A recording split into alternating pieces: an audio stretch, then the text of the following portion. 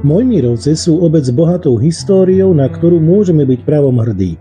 V minulosti tu žili významní rodáci, ktorí ovplyvnili nielen náš región, ale aj celé Slovensko a Rakúsko-Uhorsko. Jedným z nich bol aj Karol Appel, uznávaný hospodár a reformátor. Dnes našu obec navštívil jeho priamy potomok profesor Juraj Spalek. Dôvod, prečo sme práve dnešný deň zvolili pre návštevu Mojmiroviec, bol veľmi príjemný, pretože sme chceli pozrieť a ukázať našim potomkom, ako vyzerá apelovská história.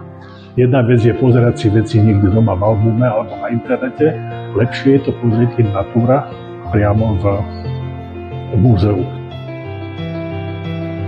Čiže moja mama bola priamym potomkom rodu Appelovcov a tým pádom Mojmirovce a okolie nám prirástlo veľmi ku srdcu, pretože tu boli hlavné aktivity tohoto rodu.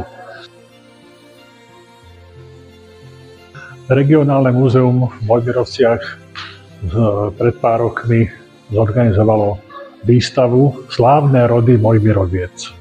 A my sme boli práve pri tom, kedy bývalá pani riaditeľka Filipová dávala dohromady tieto artefakty a terajšia pani riaditeľka Kozárová nám bola taká láskavá, nám dovolila si to pozrieť aj v sobotu. Čím sme my prispeli ku tejto výstave, sme zozbierali artefakty, ktoré sme mali v držbe doma.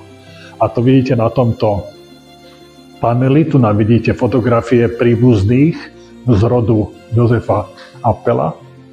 Ďalej tu vidíte parožie, ktoré bolo ulovené v tomto regióne. A samozrejme spomeniem aktivity jazdeckých koní, chovu jazdeckých koní.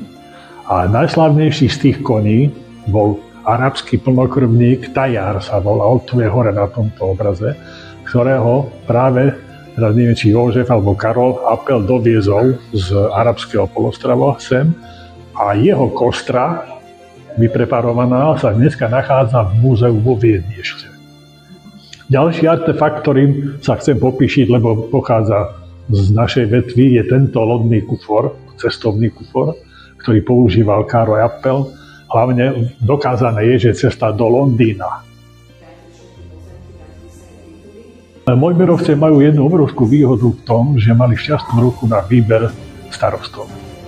Bývalý pán starosta, ten bol pán Kováč, ten bol zaujatý, bol nadšený práve týmto historickým backgroundom, ktorý má obec.